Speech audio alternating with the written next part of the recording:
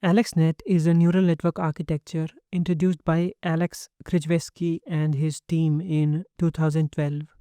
It is a deep convolutional neural network designed for large scale image classification. This model is famous because it won the ImageNet 2012 competition by a huge margin. It takes an RGB image of size 227 by 227 by 3 as its input.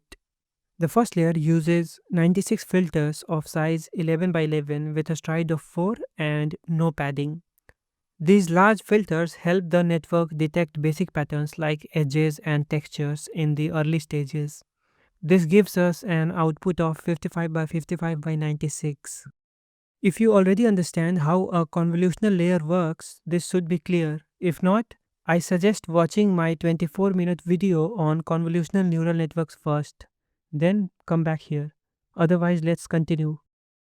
Next, a max pooling layer is applied. It uses a 3 by 3 window with a stride of 2. Pooling reduces the size of our data while keeping the important information. The output becomes 27 by 27 by 96. The second convolutional layer uses 256 filters of size 5 by 5 with a stride of 1 and padding of 2. Notice that the number of filters has increased. This helps the network learn more complex patterns as we go deeper. The output is 27 by 27 by 256. Another pooling layer with the same setting is applied. The output shrinks to 13 by 13 by 256. Now comes a series of 3 convolutional layers stacked together.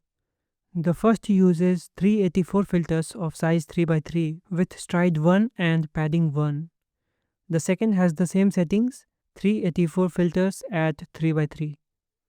The third uses 256 filters, again at 3 by 3 with the same stride and padding.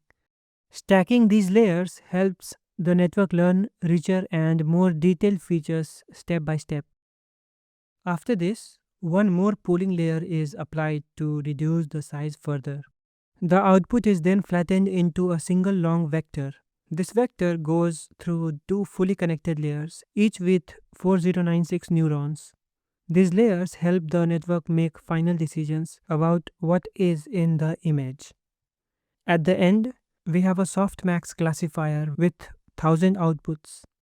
Why 1000? Because AlexNet was trained on ImageNet, which has 1000 different object categories. One important thing about AlexNet is the activation function. It uses ReLU instead of older functions like tanh or sigmoid. ReLU is faster to train and works better for deep networks. For example, LeNet 5, an older CNN architecture, used tanh activation. I have a separate video on LeNet 5 in the description if you want to learn more. AlexNet also uses DropOut in the fully connected layers. DropOut randomly turns off some neurons during training. This prevents the network from memorizing the training data too much. I have explained dropout in another video as well. The total number of parameters in AlexNet is about 60 million. This sounds like a lot, but by today's standards, it is actually quite small. You can train this model on a normal gaming CPU or even on a good laptop. AlexNet is not the best model for real-world use today. We have much better architectures now, but it is still very important to study. It showed the world that deep neural networks can beat traditional methods by a large margin. Almost every modern image classification model is built on the ideas that started with AlexNet.